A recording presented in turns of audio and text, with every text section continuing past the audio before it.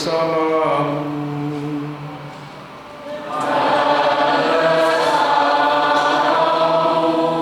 Inilah Injil Yesus Kristus menurut Matius.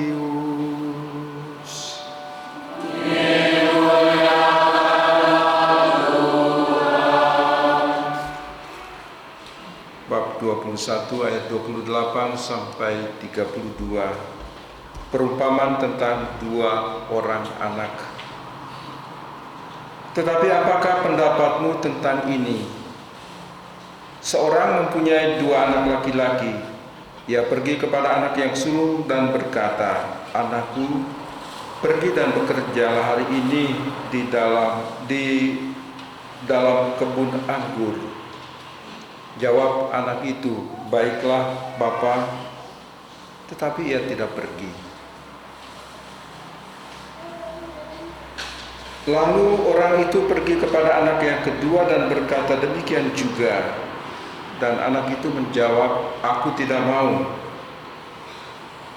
Tetapi kemudian ia menyesal, lalu pergi juga. Siapakah di antara kedua orang itu yang melakukan kehendak ayahnya? Jawab mereka, "Yang terakhir." Kata Yesus kepada mereka, "Aku berkata kepadamu, sesungguhnya pemungut-pemungut cukai dan perempuan-perempuan sundal akan mendahului kamu masuk ke dalam kerajaan Allah.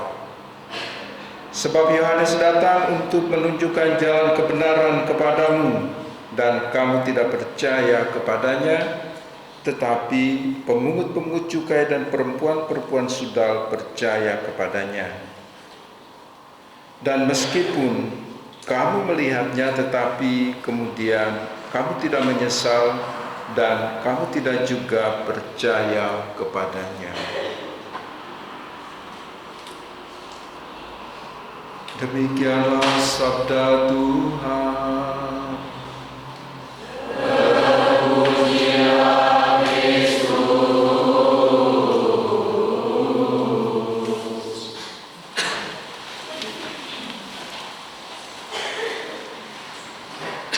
Bapak, Ibu, saudara-saudara sekalian yang terkasih di dalam Tuhan, bacaan-bacaan suci yang kita dengar pada hari ini, singkatnya saya mengambil satu titik simpul. Ini berbicara pertama tentang kerajaan Allah tentu saja, tetapi perumpamaan ini mengajak kita untuk melihat diri kita, dengan orang lain. Anda sebagai suami istri dengan pasangan Anda, kita semua di dalam pekerjaan-pekerjaan kita, sekurang-kurangnya yang dituntut dari kita adalah ucapan dan tindakan. Dalam kehidupan Yesus juga selalu menjaga, memelihara ucapan dan tindakannya. Jadi apa yang diucapkan oleh Yesus itu yang dia buat. Contoh, kalau Yesus berkata kamu harus mengampuni saudaramu 70 kali 7 kali. Apakah Yesus juga mengampuni? Di perhentian ke-12 itu Yesus mengampuni mereka semua yang menyusahkan, menyengsarakan, memukul, meludahi. Ya Bapa, ampunilah mereka sebab mereka tidak tahu apa yang mereka perbuat. Jadi ucapan dan tindakan itu sangat penting. Saya sebagai imam, sebagai romo, sudah 30 tahun saya menjadi imam. Romo Domi tadi 29. Teman seperjalanan, lulus bareng, tetapi kemudian tabisan itu di tahun berbeda. Karena mereka terlalu banyak pikir, saya hanya berpikir tentang Tuhan. Jadi aku duluan.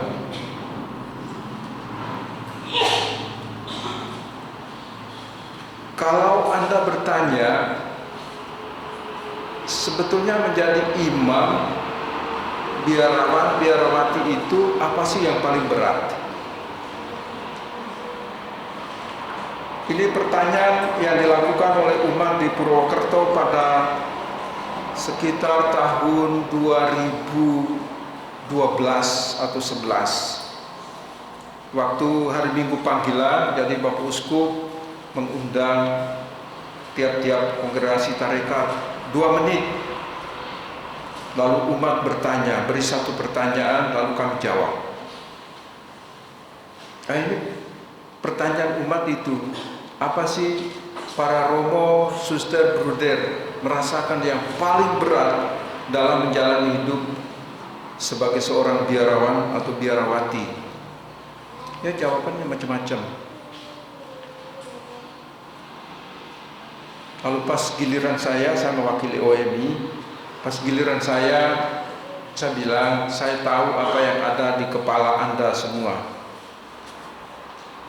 Yang kamu pikirkan soal tidak menikah, itu yang paling berat.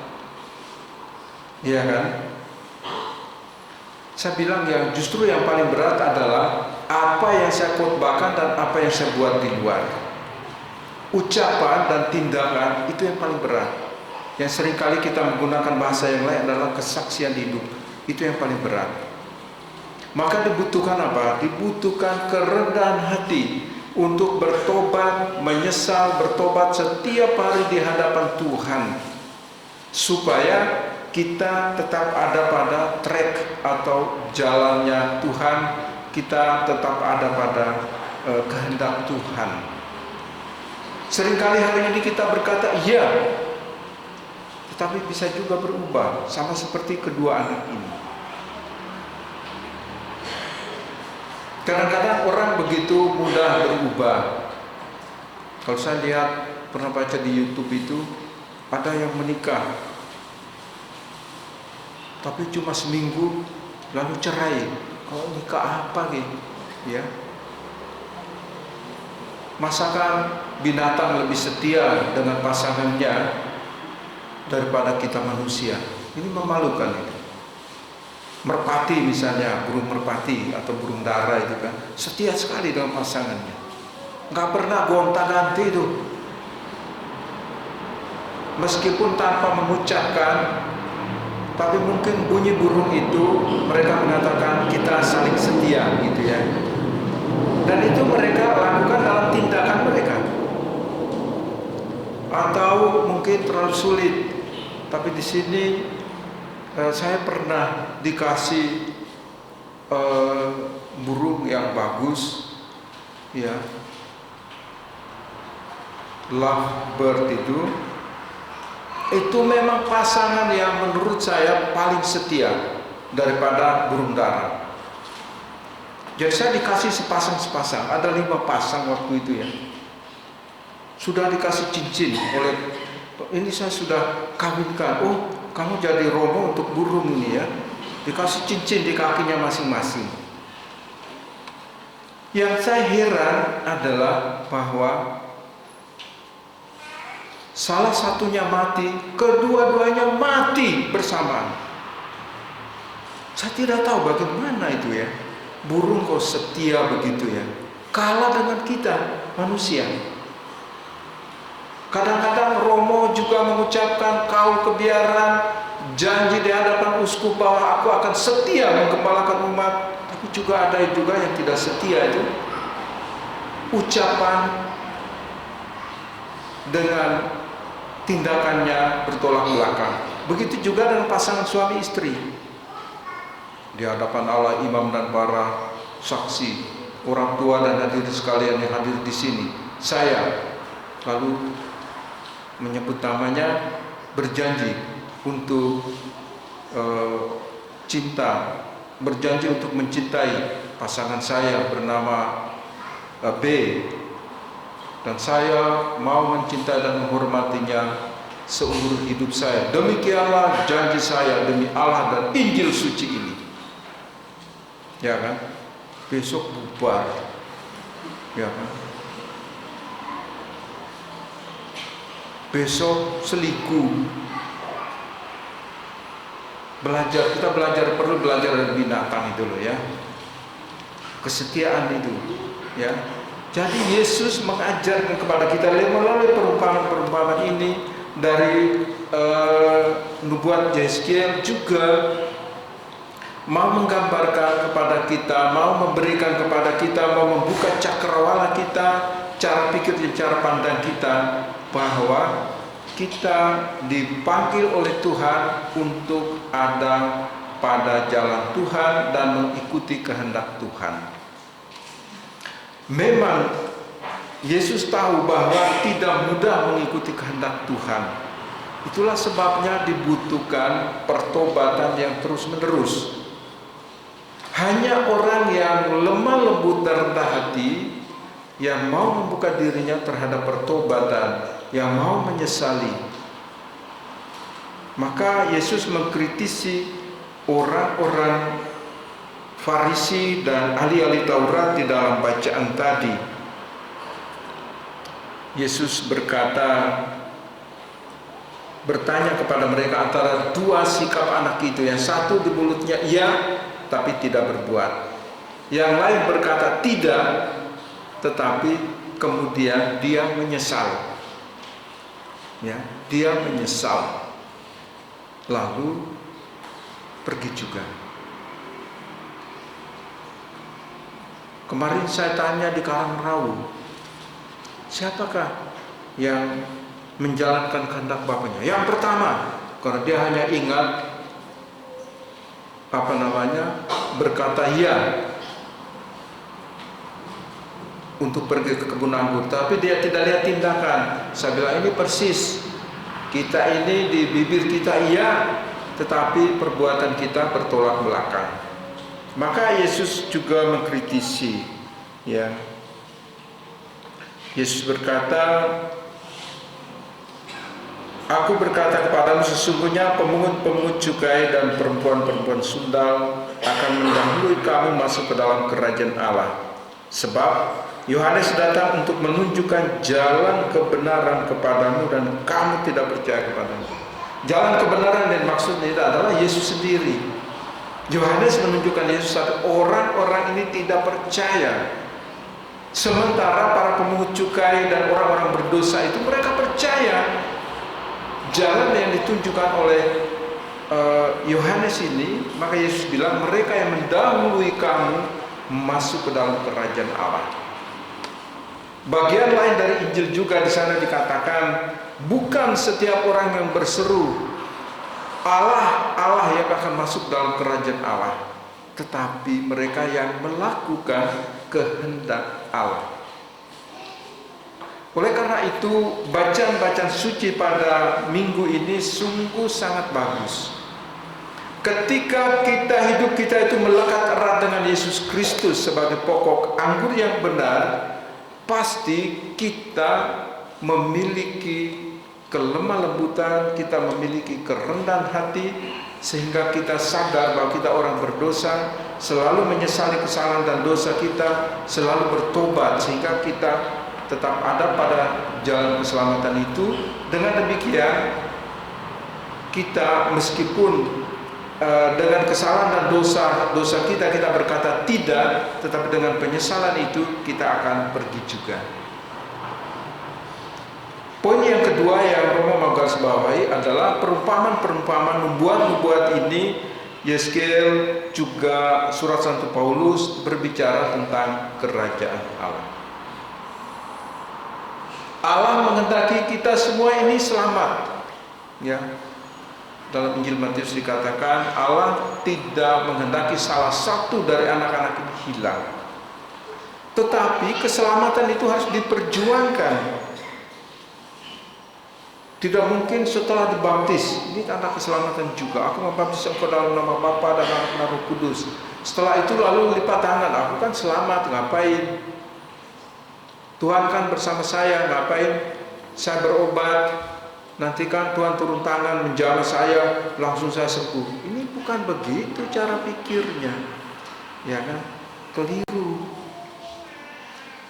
Sama saja misalnya saya menawarkan Anda, Yogi silakan makan bakso di sana.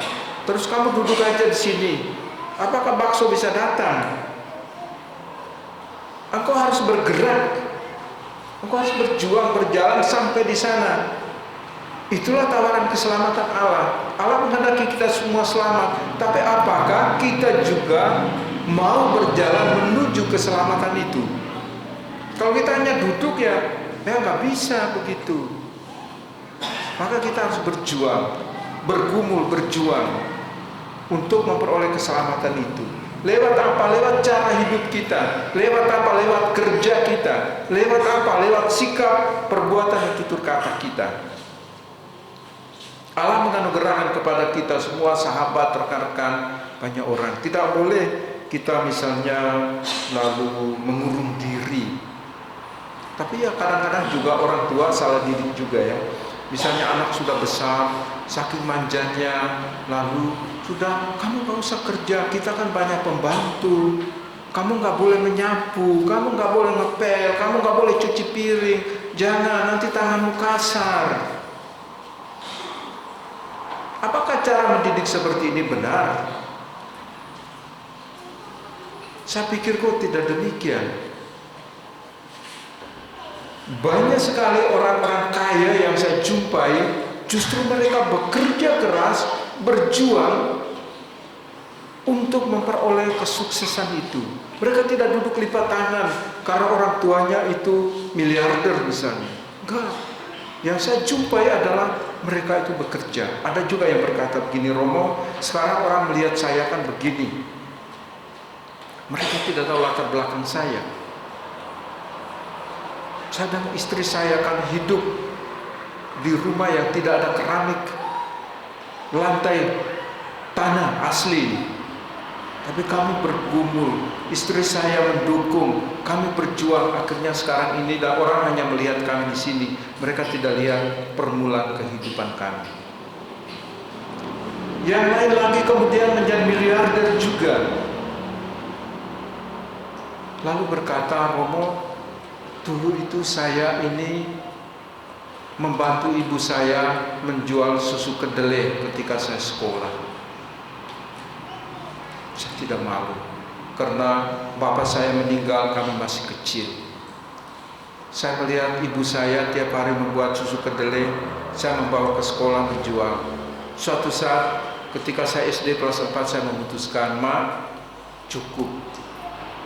Saya tidak mau sekolah lagi. Biarlah mama menjual susu kedelai. Mama membuat susu kedelai dan saya keliling menjualnya naik sepeda. Dari susu kedelai inilah berkembang mulai membuat satu warung sembako. Tapi isinya apa? Cuma garam, cuma gula dibungkus kecil-kecil, beli 1 kilo, dikemas lagi yang harga 1000-an dan seterusnya.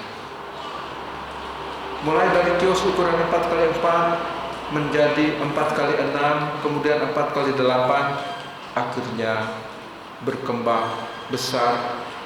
Dan dia percaya, Romo, saya percaya bahwa pekerjaan saya diberkati Tuhan.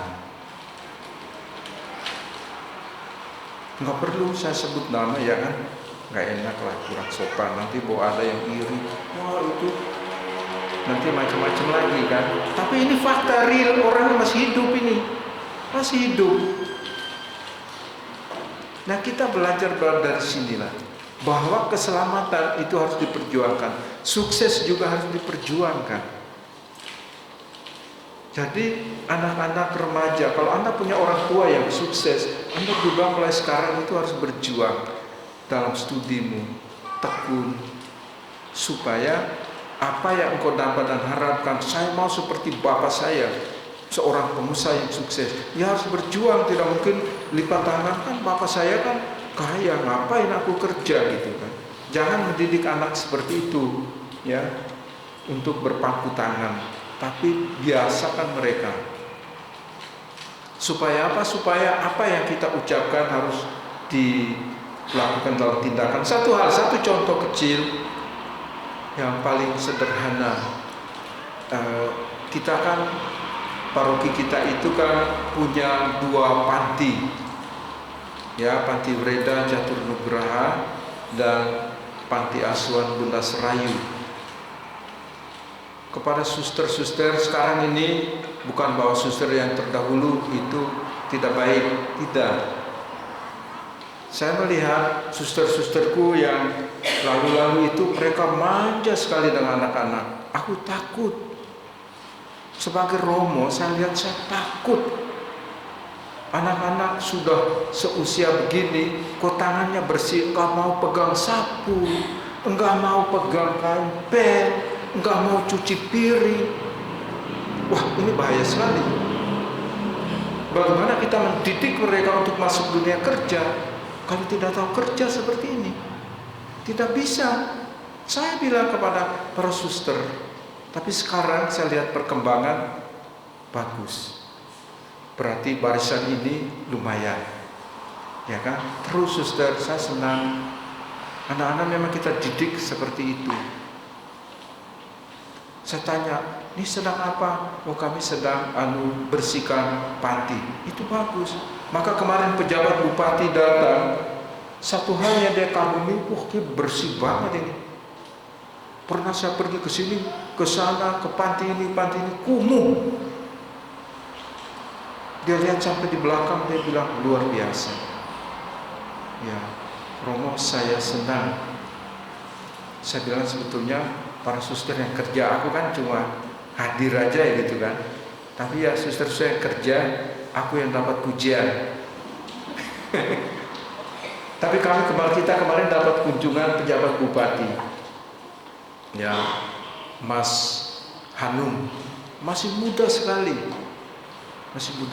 kita dapat kunjungan. Dan itu mereka sangat, pejabat bupati, pak camat dan sebagainya, mereka sangat mengapresiasi meskipun mendadak ya.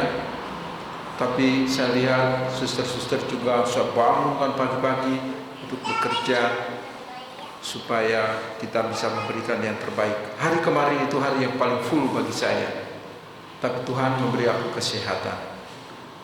Pagi-pagi sudah tunggu. Namanya pejabat kita harus tunggu ya kan. Setelah itu saya kontak ke Panti Reda. Suster In marah dengan saya, langsung pergi tidur. Saya tidak ikut misa. Tapi saya tahu suster gak enak badan. Dari sini saya lari ke Panti Reda, Panti Jompo untuk misa dengan tamu dari Jakarta. Selesai misa, turun jam 3:30, saya lari ke Karangrau, misa jam 4. Turun dari sana 5:30, jam 6 misa di sini. Mereka senang makan bakso dan sebagainya. Saya pikir terlalu lelah untuk makan bakso, terlalu lama punyanya. Tapi ya saya enjoy, kelihatan semua lahap kemarin itu luar biasa, bagus sekali. Jadi ini juga salah satu bentuk ya apresiasi kita terhadap umat. Ya kapan sih mau beri makan umat ya? Seluruh umat. Sekali-sekali begitulah. Kalau perlu 3 bulan sekali kasih makan seluruh umat. Setelah misa ini kasih makan mereka. Kenapa sih? Apa kamu tunggu sampai kita kaya? Nggak akan itu. Kenapa? Kamu merasa rugi kalau memberi makan seluruh umat. Nanti saya akan bahas dengan Dewan Pastoral Paroki, DPP, dan Dewan Keuangan Paroki. Ada uang atau tidak ada uang? Kalau DPP ketuk palu, kasih makan 3 bulan sekali. Kenapa juga? Ya, nanti kita bisa tawar-menawar, jangan 3 bulan, 4 bulan, boleh aja, ya kan? Nggak masalah itu. Jadi maksud saya kita tidak perlulah omong yang manis-manis itu, tapi yang penting itu tindakan. Ini juga bagian dari penyesalan pertobatan kita. Kita berpikir di kepala kita hanya tentang uang kumpulkan, untuk apa? Ya, Yesus bilang apa? Kamu harus memberi mereka makan. Kapan itu kita mewujudkan sabda Yesus ini? Nanti ya, tunggu saya rapat DPP bulan Oktober ini. Kami DPP akan itu, lalu kami harus ajukan ini ke DKP, Bapak Ibu sekalian. Dulu itu aku bisa ketuk palu sendiri, sekarang nggak bisa. Ada Dewan Keuangan Paroki. Jadi saya dengan DPP akan ajukan supaya nggak apa-apa lah, kita sedikitlah mewujudkan sabda Yesus itu. Kamu harus memberi mereka makan. Saya mau kita di paroki ini ya 4 bulan sekali nggak apa-apa, setahun 3 kali ya lumayan lah. Tambah dengan Natal Paskah yang 5 kali, ya syukur kepada Allah itu ya. Jadi tunggu aja nanti ya, tunggu umat sekalian. Jadi habis misa semua, besar kecil tua muda, ada gigi tidak ada gigi semua. Kalau dikasih bakso ya bakso, dikasih soto ya soto, dikasih apalah semua harus diberi makan. Itu sabda Yesus, dan kita belum mewujudkan ini, Bapak Ibu sekalian. Kadang-kadang hanya kelompok-kelompok kecil aja. Bapak Ibu saudara-saudara sekalian saya cintai dalam Tuhan, marilah pesan-pesan Yesus pada hari ini supaya kita tidak hanya berhenti pada ucapan, tetapi harus sampai pada penyesalan supaya membuahkan tindakan-tindakan yang baik. Aku tidak mau, ini dosa.